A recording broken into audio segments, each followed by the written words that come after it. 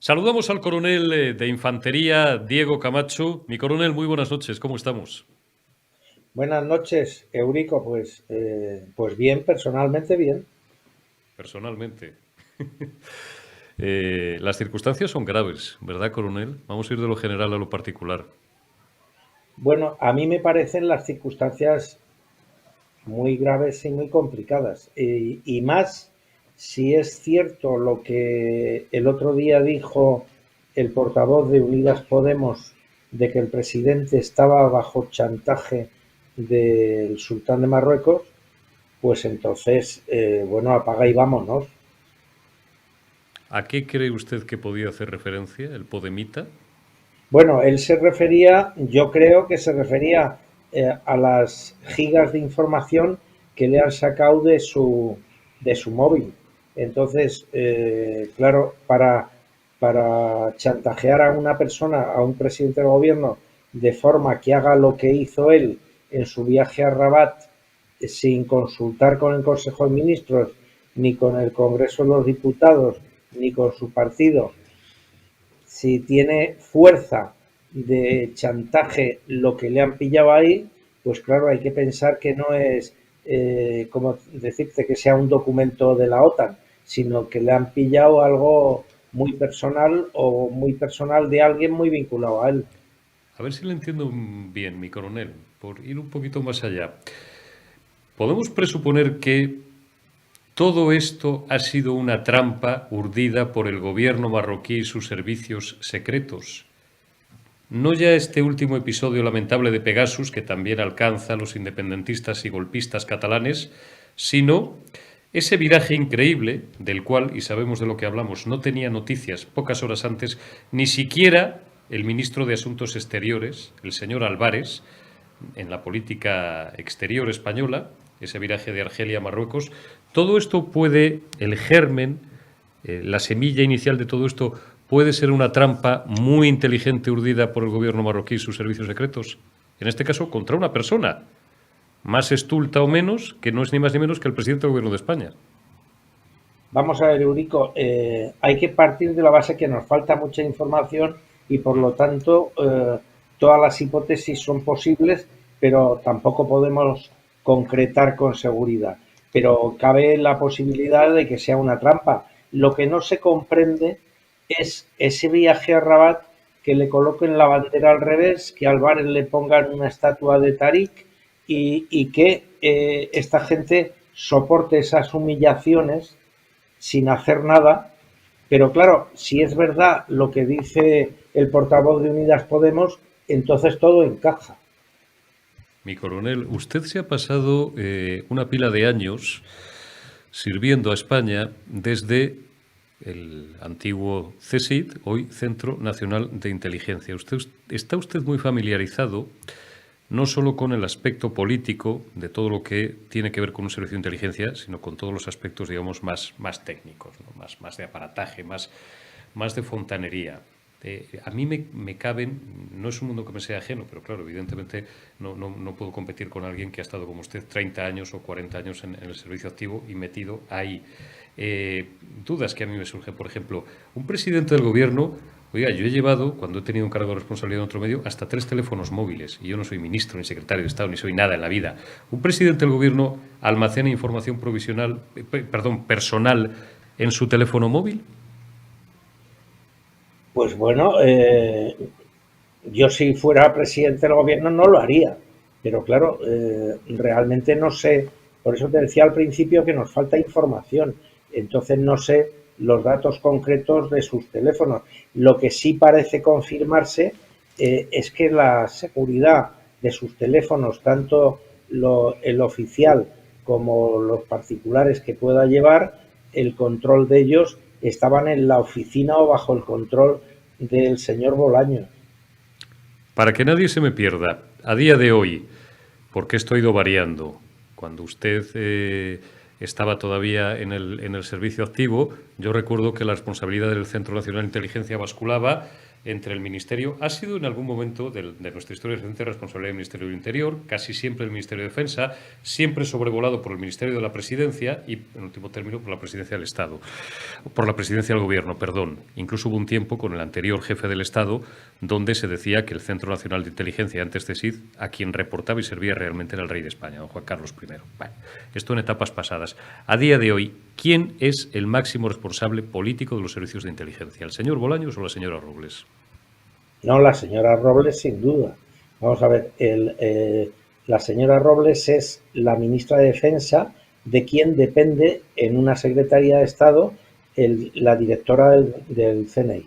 Entonces, lo que pasa es que la señora Robles, a su vez, es miembro del Consejo de Ministros y el jefe natural, digamos, de la información del Estado, con el eslabón de la señora Robles, es el presidente del Gobierno.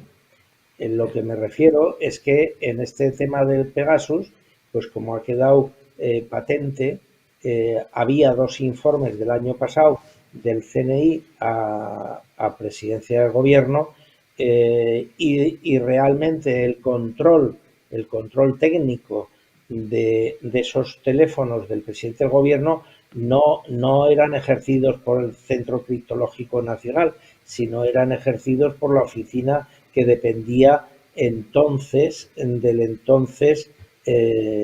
señor Bolaños, o sea que ahora es ministro de la Presidencia. Correcto. Estamos emitiendo este programa, esta conversación que estamos manteniendo usted y yo, hoy sábado. Ayer viernes tuvimos oportunidad de leer, un comunicado de la Generalidad, que luego comentaré, pero a mí el que me interesa es el del Gobierno de España, el de Moncloa.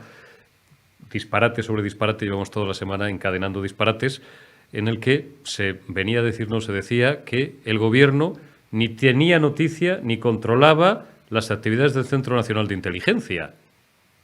O son unos mentirosos de tomo y lomo o son idiotas. Vamos a ver, hay que comprender una cosa. El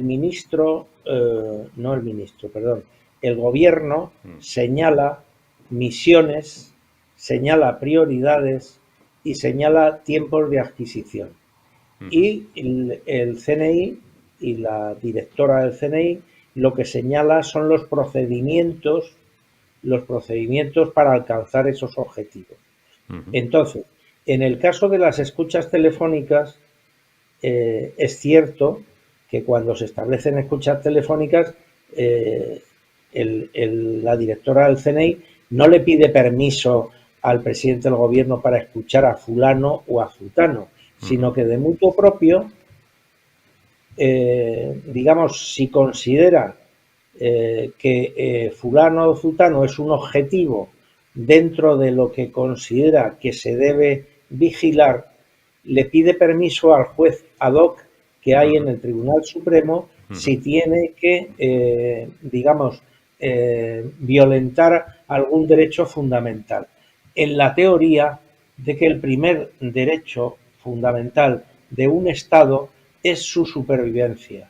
Y entonces, en casos extremos, cuando hay posibles delitos de terrorismo, de blanqueo, de mafias, etcétera, en el caso de España, de secesión, se escucha a un posible objetivo, pues un número de tiempo determinado o 24 horas sobre 24. Pero, precisamente, como hay una vulneración de los derechos individuales, se pide permiso al juez ad hoc porque se entiende por la doctrina, no solamente de España, sino de todos los países del mundo, que el primer derecho a defender es la integridad y la seguridad nacional.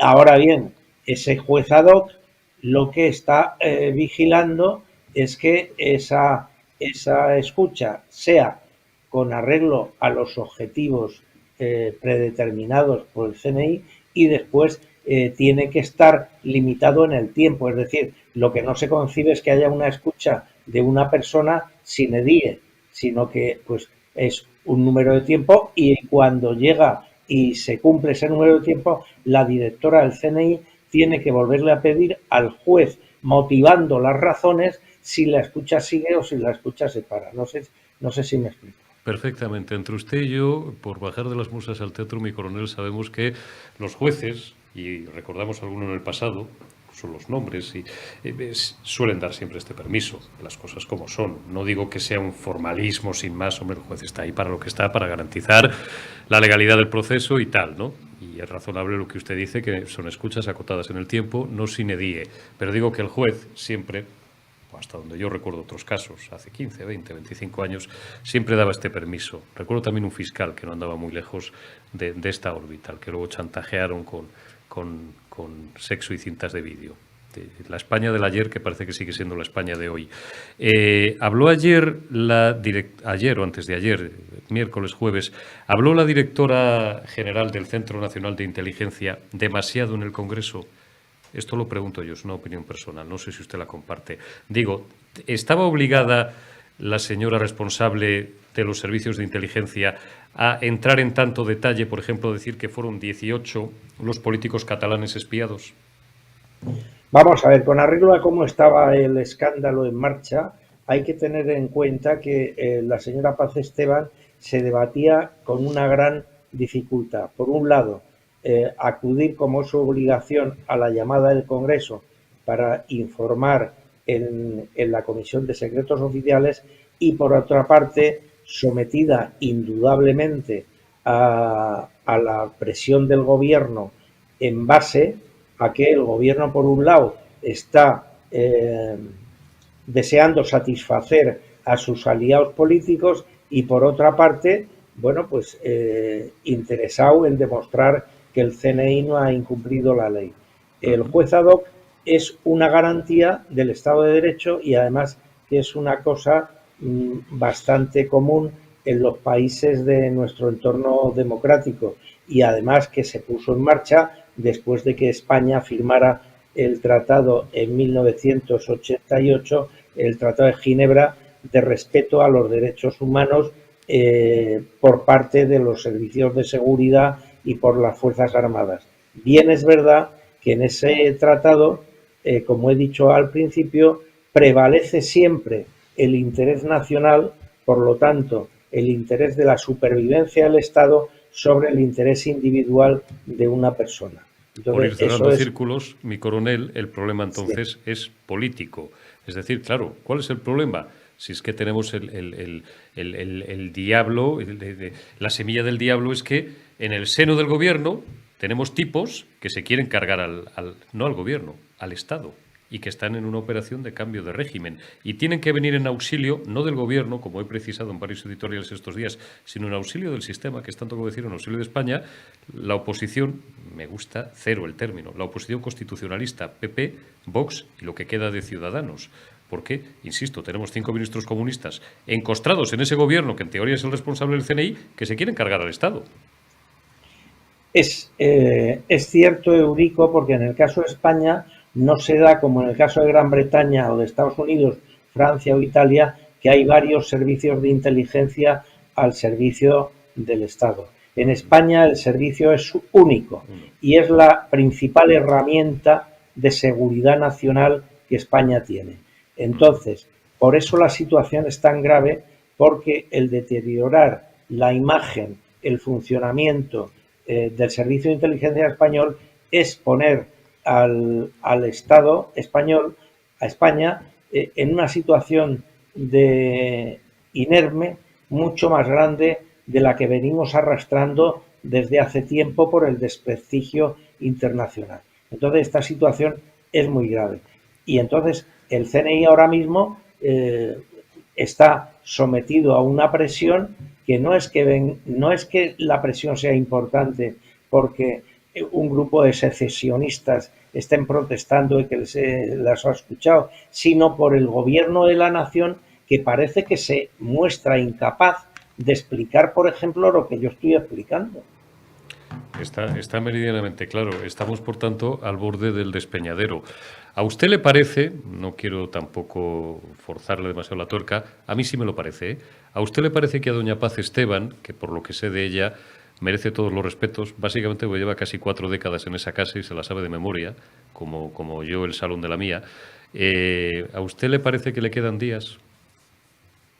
Mira, Eurico, porque alguna cabeza le van a exigir los chantajistas, secesionistas, golpistas, filoetarras al presidente del gobierno. Y la primera, pues es la que hay. Mira, si cesaran a la señora Paz Esteban, sería, desde el punto personal, una injusticia, Una canallada una injusticia en el ámbito personal y sería un error en el ámbito político. político. Si los señores independentistas y los señores aliados del gobierno en minoría, como es Unidas Podemos, quieren una cabeza, pues que pidan la del máximo responsable, que es la del señor Antonio Pedro. Claro, claro. Lo que pasa es que el señor Antonio Pedro pues se limita a hacerse fotos como la que se hizo ayer con Per Aragonés, qué bochorno, dándole explicaciones en una conversación de 3 minutos crispada, por lo que hemos sabido que es lo que han contado básicamente fuentes de la Generalidad, en la que el tipo, el tal Pere o Pera, le pedía explicaciones pues como si fuera un jefe de Estado de un gobierno extranjero, Diego.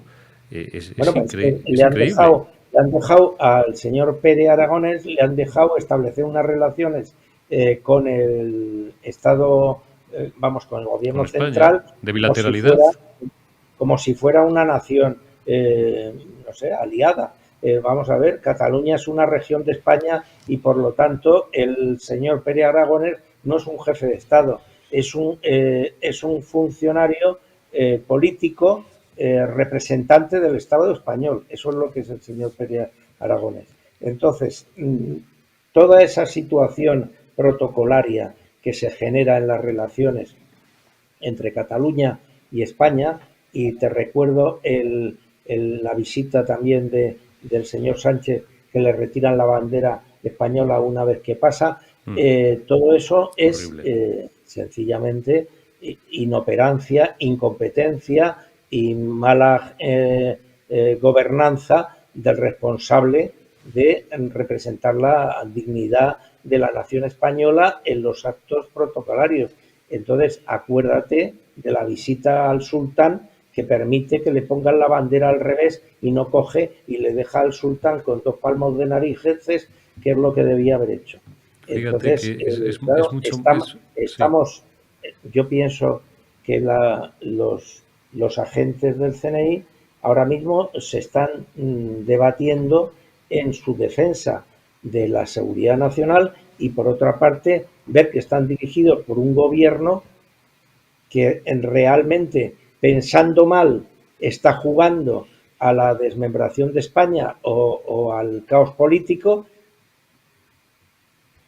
Y ya no te digo lo que te he empezado a decir, la hipótesis más peligrosa en estos momentos es que el señor portavoz de Unidas Podemos tenga razón y el presidente del gobierno esté siendo sometido a un chantaje por parte del sultán de Marruecos. Si eso es así, estamos fregados si el señor presidente del gobierno continúa en el poder 24 horas más. Última pregunta, Diego. Estamos perdidos. Última pregunta, digo, con suavidad. Ya nos conocemos desde hace muchos años. ¿Dónde queda el papel del jefe del Estado en todo esto? Ya sé que tiene su margen, siempre digo lo mismo, de maniobra muy limitado, por marco constitucional y tal, ¿no? Pero tenemos un jefe del Estado. Bueno, el jefe del Estado tiene entre sus misiones constitucionales, y no hay que salirse de ellas, el factor de moderación política. Una cosa es que no pueda tomar decisiones ejecutivas y otra cosa es que no pueda tomar decisiones testimoniales. El jefe del Estado, te recuerdo, cuando salió hablando sin permiso de Rajoy en los sucesos 3 de octubre de 2017. Exactamente. En esa fecha salió sin permiso del gobierno, y menos soltó mal que un salió, discurso, porque Rajoy estaba leyendo el Marca. Que salió. Pero es que en situaciones límite como la que estamos viviendo, el rey tiene una obligación, no diría yo lo que debería hacer, sino tiene la obligación de hacer dentro de los márgenes de la Constitución. Y los márgenes de la Constitución es sencillamente pues reunirse con el gobierno que está en el poder y leerles la cartilla. O sea, eso no quiere decir que el rey, digamos, se salga de sus atribuciones. El rey no puede permanecer en esta situación que se está dando en España de forma impasible, como si no fuera con él. Pues lo has dicho de una forma, lo ha dicho usted, mi coronel, de una forma muy clara, no porque no sería honesto por mi parte, como lo has dicho de una forma muy clara, no te voy a apretar más. Yo me voy a permitir el lujo de rematar expresándolo de una forma un poco, en fin, pero se me va a entender, elíptica a lo mejor, pero se me va a entender muy bien. Me estoy peleando con el pinganillo, pero bueno, es mi sino. Es una ucronía, y las ucronías conducen siempre a la melancolía en política y en la vida, pensar o evocar si a su padre le hubieran hecho lo mismo. No lo sé. Esto son cosas que yo a veces, pues ya que peino canas en la barba, pues me pregunto. Y como las ucronías pues conducen a la melancolía, y además pues es absurdo planteárselas porque lo que hay es lo que hay, ahí lo dejo, pero coincido plenamente contigo, dentro del respeto, por supuesto, máximo a la figura institucional, no del ciudadano Felipe de Borbón y Grecia, sino del jefe del Estado, porque la situación es realmente grave, más quizá de lo que la gente piensa. Estamos, pues, desde luego, en un cambio de régimen evidente, pero al borde del despeñadero y chantajeados por una potencia extranjera. Este es el resumen Sí. de todo, y De terminamos como todas hemos formas, empezado, mi coronel. de todas formas, lo que dices de su padre, tienes que meter siempre un factor determinante. La clase política en tiempo de su padre no era la misma que hay ahora. Efectivamente, bien precisado, bien precisado. Tenía muchísimo más nivel. Se podía estar más de acuerdo o más en desacuerdo con determinadas posiciones políticas de cada una de las formaciones y de los líderes de la época, pero aquello era una clase política. Lo que tenemos hoy, salvando individualidades, es un chiste. Es un chiste y es lamentable. Mires a donde mires. Y eso es lo que a mí más miedo me da. Eso es lo que a mí más miedo me da, que de donde no hay, no se puede sacar. Coronel Diego Camacho, coronel de Infantería, siempre es un placer charlar contigo y nos veremos pronto. Cuídese mucho.